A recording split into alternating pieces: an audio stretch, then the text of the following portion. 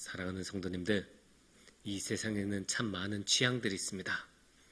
어떤 분은 민트 초코를 좋아하고, 저 같은 사람은 민트 초코를 도저히 받아들일 수가 없고, 어떤 사람들은 탕수육을 찍어 먹어야 된다고 하고, 어떤 분들은 배려도 없이 일단은 붓고 붑니다.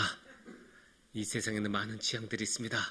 근데 그 많은 취향들이 있는 이 세상에서 모든 사람들이 좋아하는 거 있어요. 그게 뭘까요? 모든 사람들이 한 명도 빠짐없이 좋아하는 것. 그것은 바로 자기 마음대로 하는 겁니다. 자기 마음대로 하는 것은 모두 다 좋아해요. 그걸 어떻게 할 수 있냐? 태어난 지 3개월 정도 된 아기도 자기 마음대로 안 하면 울어요. 자기 마음대로 하면 막 울고 타협을 안 하고 일단 화부터 내고 울기부터 해요. 3개월짜리가 뭘 알겠습니까? 교육받은 게 있겠습니까? 이 세상에 때를 묻었겠습니까? 그러니까 생후 3개월짜리 아기도 그런다는 것은 그것은 인간의 본능이라고 할 수 있어요. 인간의 DNA 속에 각인이 돼 있어요. 인간은 자기 마음대로 하고 싶어하는 존재입니다. 내 마음대로 한다, 자기 마음대로 한다, 이거를 조금 더 멋있는 말로 바꾸면 뭘로 바뀝니까? 그게 바로 자유입니다. 자유라고 말을 표현하니까 뭔가 되게 갑자기 격상이 되고 뭔가 되게 품위가 있는 것 같이 느껴지지 않습니까? 근데 자유는 정말로 중요한 것입니다. 자유는 정말로 중요한 것입니다. 왜냐하면 우리나라 헌법에서도 자유를 아주 많이 강조하고 있습니다. 쉽게 말해서 자유는 우리 사회를 구성하는 핵심 원리 중에 하나입니다. 그래서 헌법의 전문에서도 우리나라는 자유민주주의라고 못을 받고 있고, 또 이제 헌법의 여러 조문에서도 자유를 아주 중요하게 다루고 있습니다. 신체의 자유, 표현의 자유, 또 이제 직업 선택의 자유, 집회의 자유, 이런 여러 가지 자유들이 헌법에 기록이 되어 있어요. 그런 거 보면 자유라는 게 우리 사회에서, 우리의 일상에서, 우리의 삶에서 너무나 중요하다는 것을 알 수가 있습니다. 그런데 이게 일상에서만, 헌법에서만 중요하겠습니까? 아닙니다. 우리 신앙에서도 중요합니다. 왜냐하면 성경에서는 자유를 자주 이야기하고 많이 강조하기 때문입니다. 그러면 이 자유는 성경에서는 무엇이라고 말할까요? 그래서 오늘은 오늘의 말씀을 통해서 자유에 대해서 한번 같이 생각해보는 시간을 가져보도록 하겠습니다. 방금 전에 말씀드린 것처럼 성경에서는 자유를 자주 이야기해요. 그래서 이거다라고 말하기 힘들 때가 있어요. 너무나 자유에 대한 말이 많기 때문에. 그래서 크게 세 가지로 자유에 대해서 한번 이야기해 볼 수 있을 것 같습니다. 첫 번째는 뭐냐? 구속으로부터의 자유예요. 뭔가 엮어내고 그거 뭔가 계속 하지 말라고 하고, 너 거기 앉아 있으면 안 돼, 너 그거 먹으면 안 돼, 너 그 자동차 타면 안 돼, 여기서는 뭐 하면 안 돼, 여기서는 큰 소리 지르면 안 돼, 여기서는 자면 안 돼, 뭐 그런 여러 가지 구속과 제한들이 있죠. 그런 구속과 제한이 없는 것, 그걸 자유라고 합니다. 그게 가장 기본적인 자유예요. 어디서 볼 수 있냐? 대표적으로 신명기 15장 12절에서 우리가 볼 수 있습니다. 내 동족 히브리 남자나 히브리 여자가 네게 팔렸다 하자. 만일 6해 동안 너를 섬겼거든 일곱째 해에 너는 그를 놓아 자유롭게 할 것이요. 여기 마지막에 뭐라고 나와요? 자유롭게 할 것이요. 근데 누구를? 네게 팔렸다 하자. 너희 동족이 팔렸다.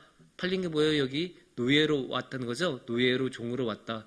지금이야 당연히 노예나 종이 있는 그런 사회는 아닌데, 예전에 이 성경 시대 때는 노예나 종에 있었던 것은 아주 보편적이고 다 그랬었던 시대였죠.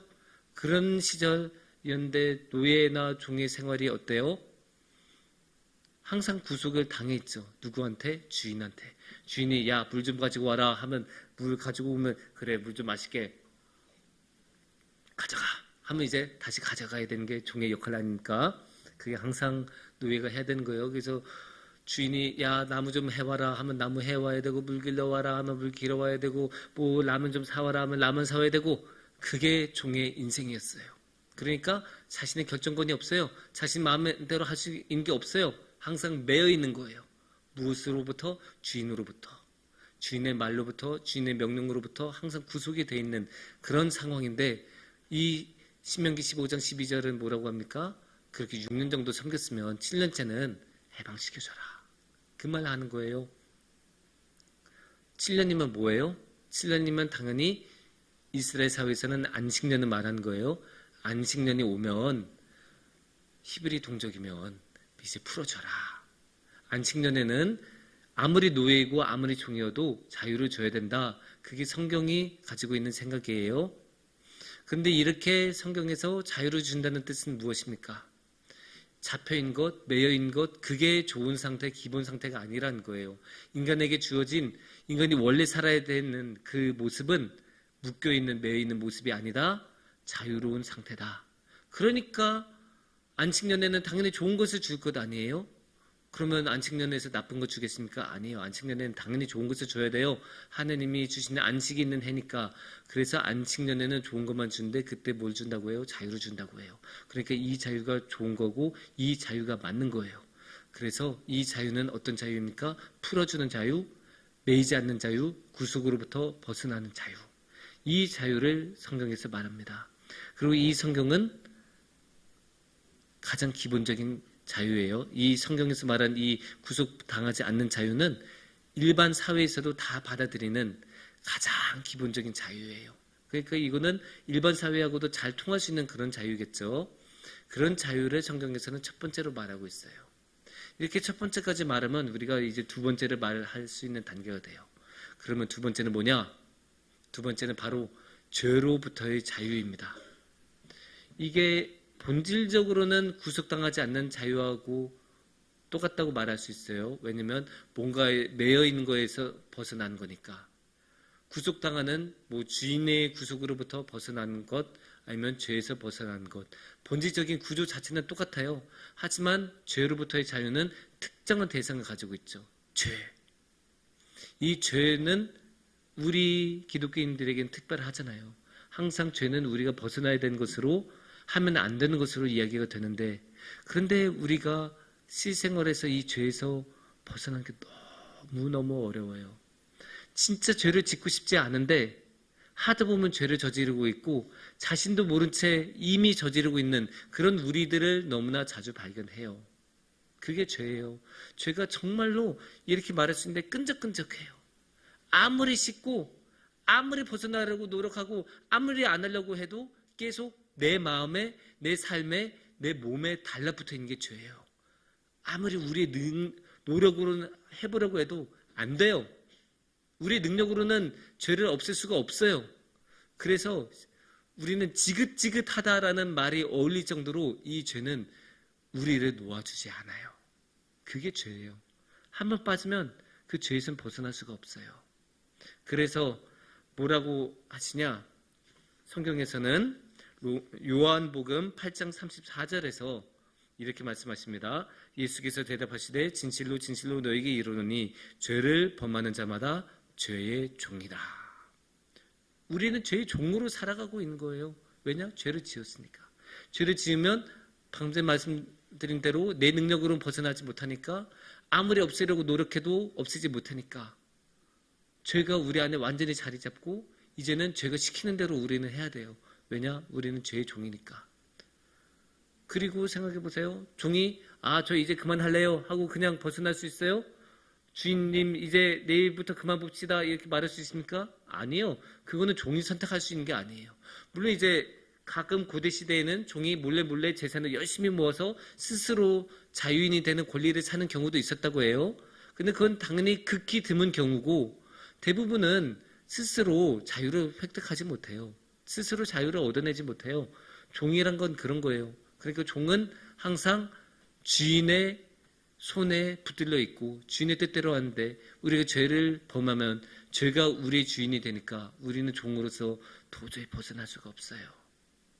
그런데 어떻게 하면 벗어날 수 있습니까? 예수님과 함께 하면 벗어날 수 있어요. 성경에서는 뭐라고 하시냐? 요한복음 8장 36절을 보면 그러므로 아들이 너희를 자유롭게 하면 너희가 참으로 자유로우리라. 방금 전에 34절에서 죄의 종이라라고 말했죠. 그 다음에 36절에서 자유로워지리라 라고 하면 이 자유는 어디에서의 자유겠어요? 당연히 죄로부터의 자유가 돼요. 요한복음 8장은 이 죄로부터의 자유라는 주제에 굉장히 집중하고 있는 장이에요. 그 중에서도 36절은 명확하게 이야기하죠. 아들이 너희를 자유롭게 한다. 우리는 예수님으로 인하여 죄로부터 자유로워질 수 있어요. 그게 예수님이 우리에게 주신 선물이고 우리에게 주신 기적이고 우리에게 주신 은혜예요. 그래서 성경이 말하는 두 번째 자유는 죄로부터의 자유를 말합니다. 이렇게 되면 우리가 이제 세 번째 단계를 이야기할 때가 됐습니다. 세 번째 자유는 무엇이냐? 충만한 자유입니다. 충만. 이게 구속되지 않는 자유, 죄로부터의 자유는 계속 뭔가를 하지 않는 거예요. 뭔가 하지 않고 뭔가로부터 벗어나고 뭔가로부터 속박에 당하지 않는 것. 이런 자유를 계속 이야기하는데 충만한 자유는 뭔가 하고 뭔가 채워지고 뭔가 이제 강력한 힘을 얻는 거예요. 그거 우리가 어디서 볼 수 있냐? 그게 바로 오늘의 말씀 로마서 8장 21절의 내용입니다. 그 바라는 것은 피조물도 썩어짐의 종노릇 한 데서 해방되어 하나님의 자녀들의 영광의 자유에 이르는 것이니라. 여기서 피조물의 썩어짐도 사실은 구속이죠. 우리가 창조된 존재로서 가지고 있는 한계에 구속되어 있는 거예요. 근데 거기서 종노릇 한 데서 해방이 된대요. 이 썩어진 게 왜 썩어지겠어요? 죄 때문에 썩어진 거잖아요. 그래서 이 해방은 지금까지 말한 죄로부터의 자유를 말하기도 해요. 그러니까 우리가 첫 번째 단계, 두 번째 단계가 이 절 안에 다 담겨 있는 거예요. 그래서 첫 번째 단계는 썩어짐에서 벗어나고 그게 이제 죄로부터의 자유도 의미하고, 그런데 여기서 한 단계 더 나아가서 어디까지 나옵니까? 21절을 우리가 다시 한번 보시면 하나님의 자녀들의 영광의 자유에 이르는 것이니라까지 가요. 그러니까 하나님의 자녀들의 영광의 자유로 가는 거예요. 이게 세 번째가 되는 거예요. 세 번째 단계. 그냥 구속당하지 않은 것이 아니라, 그냥 죄를 짓지 않은 것이 아니라 하나님의 자녀들의 영광의 자유를 우리가 누릴 수 있는 거예요. 그게 하나님께서 우리에게 주신 자유예요. 그런데 여기서 누구하고 엮여 있죠? 하나님하고 엮여 있잖아요. 왜냐하면 우리는 이 영광의 자유를 그냥 누린 게 아니라 하나님의 자녀로서 누린 것이라고 이야기를 하잖아요. 그러니까 이것은 하나님께서 주시는 자유이고 하나님과 함께하는 자유이고 하나님과 연관된 자유예요. 그러니까 이 자유를 통해서 우리는 하나님을 만나고 하나님과 함께하고 하나님께서 우리를 이끌어 주시게 돼요. 그리고 하나님의 영광의 자유라는 것은 결국 하나님의 영광에 이제 함께하는 거죠. 그래서 하나님의 영광을 계속 함께하기를 원하는 거예요. 그러니까 이게 그냥 영광이라고 해서 우리는 보통 영광하면 빛나고 명예롭고 그런 거 생각하잖아요. 그건 너무나 단순한 거예요. 그냥 칭찬받고 명예가 더 높아지고 훈장받고 이름 막 어디인가 걸리고 그런 걸로 끝나는 게 아니에요. 하나님의 영광의 자유라는 것은 결국 하나님의 영광의 자유에 참여하는 거죠. 왜냐? 하나님의 자녀니까. 하나님의 자녀인데 부모인 하나님하고 그 영광을 같이 안 나누겠습니까? 하나님의 자녀가 됐는데 그러면 부모님이신 하나님하고 같이 가야죠. 함께 해야죠. 하나님하고 이제 따로 놀겠어요? 아니에요. 하나님의 영광의 자녀, 하나님의 자녀가 되면 당연히 하나님하고 함께 하는 거예요. 그런데 원래 그게 살으면 안 되거든요. 로마서 3장 23절에서는 뭐라고 나옵니까? 모든 사람들이 죄를 범하였음에 하나님의 영광에 이르지 못하더니. 원래 사람들은 하나님의 영광에 이르지 못해요. 어떠한 사람도 이르지 못해요. 왜냐? 죄가 있으니까. 죄를 짓기 때문에, 죄에서 벗어나지 못하기 때문에 하나님의 영광에 이르지 못해요. 하지만 아까 뭐라고 했어요? 예수님께서 죄를 없애주신다고 했죠. 예수님께서 우리를 죄에서 자유롭게 해주신다고 했죠.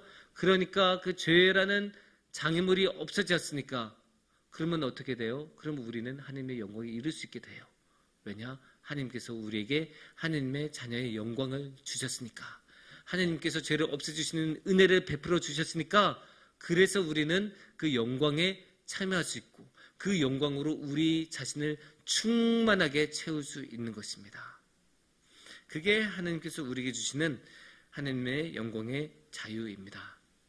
그리고 이게 정말로 참으로 아름답고 정말로 감동이 되는 것은 하나님께서 우리를 자녀로 불러주셨다는 거잖아요. 그냥 영광 주신 게 아니에요. 하나님의 자녀의 영광이에요. 그 말은 결국 하나님께서 우리를 자녀로 삼아주셨고 자녀로 삼아주시면 어때요? 당연히 자녀를 책임지겠죠. 자녀에 대해서 생각을 안 하는 부모가 어디 있어요? 어떤 부모든 자신의 눈을 감기 직전까지는 자녀 생각을 해요. 어떻게든 내 자녀 어떻게 잘 될 수 있을까? 어떻게 하면 아프지 않을까? 어떻게 하면 나쁜 길로 가지 않을까? 맨날 고민하는 게 부모예요. 아무리 자식이 키가 크고 아무리 자식이 나이가 많아도 부모는 자녀의 걱정을 해요. 그런데 하나님께서는 우리에게 자녀의 영광을 주셨다고 하잖아요. 그러면 하나님께서는 우리를 그만큼 자녀로 삼아주셨고 자녀로서 우리를 책임져 주신다는 뜻이에요. 이게 정말로 중요해요. 왜냐? 그냥 자유 주고 네 알아서 해가 아니거든요.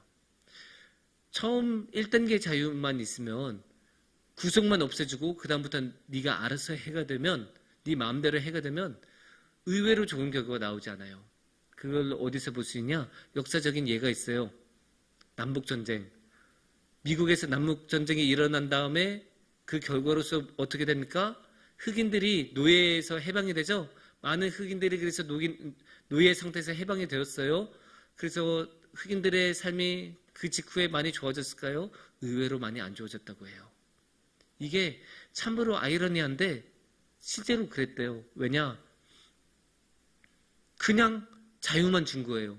돈도 안 주고 사회적인 보호도 없이 보호 장치도 없고 사법적인 보호도 못 받고 문화적인 관습도 하나도 변하지 않은 상태에서 그러니까 흑인에 대한 인종차별이 여전히 있는 상황에서 너 알아서 해라는 자유만 준 거예요. 그러니까 흑인들이 뭐 어디 취직하려고 해도 흑인이어서 안 돼 내쫓고 어디 학교 한번 입학해서 공부해 보려고 해도 너 흑인이어서 안 돼 내쫓고 이런데 흑인들이 좋은 삶을 살 수 있었을까요? 아니에요. 살 수 없었어요. 그러니까 흑인들의 삶은 그 이후에도 여전히 굉장히 고달팠다고 해요. 그래서 그냥 자유만 주는 것은 의미가 없어요. 책임을 져줘야 되고 이끌어주고 도와주고 지켜주는 자유가 필요한 거예요. 그걸 하나님은 주세요. 왜냐? 자녀로 삼아주셨으니까. 이게 정말로 중요한 것을 자녀를 키워보신 분들은 다 아실 거예요. 특히 한 살 정도 되는 돌 정도 된 아이들 어때요? 조용하면 사고 친 거예요. 10초만 딴 거 하다가 딱 보면 뭔가 하고 있어요. 식초를 이게 엎었다거나 아니 쓰레기통 핥고 있다거나 구두카 이렇게 우구우구 씹고 있다거나 뭔가는 하고 있어요. 안 돼! 하면 안 되고 막아야 되잖아요. 그냥 그래 네가 그거 하고 싶니? 네 맘대로 해라. 부모로서 그럴 수 있습니까? 아니잖아요. 부모는 책임을 지는 존재니까 당연히 아무리 애가 그거 하고 싶다고 해도 일단 떼놓고 그거 하지 말라고 붙잡아 놔야 될 것 아니에요. 그게 부모로서의 책임이에요. 그 책임을 하나님께서는 지셔요. 그 책임을 하나님께서 외면하지 않아요. 아무리 힘들고 아무리 많은 신경 쓰고 아무리 우리가 말을 듣지 않는다고 해도 하나님께서는 그 책임을 피하지 않으세요. 그래서 저 십자가까지 하나님께서는 지신 거예요. 그게 하나님께서 우리에게 책임을 지시는 모습이었고 그게 하나님께서 우리에게 자유를 주시는 모습이었고 그게 하나님께서 우리에게 은혜를 베푸시는 모습이십니다. 사랑하는 성도님들, 이 세상에서는 자유를 자주 이야기해요. 특히 자기 자신의 자유를 가장 중요하게 이야기해요. 하지만 성경에서는 자유를 조금 다르게 이야기하죠. 구속당하지 않는 자유를 떠나서 그걸 넘어서 죄로부터의 자유를 이야기하고 하나님의 자녀의 영광의 자유를 이야기합니다. 왜냐하면 하나님께서는 우리를 너무나 사랑하신 분으로서 우리를 책임져 주시고 지켜주시고 이끌어 주시기 때문입니다. 그래서 하나님의 자녀의 영광의 자유를 누리면서 하나님과 함께하는 큰 복을 우리 성도님들 모두 누리시기를 축원합니다. 함께 기도드리겠습니다.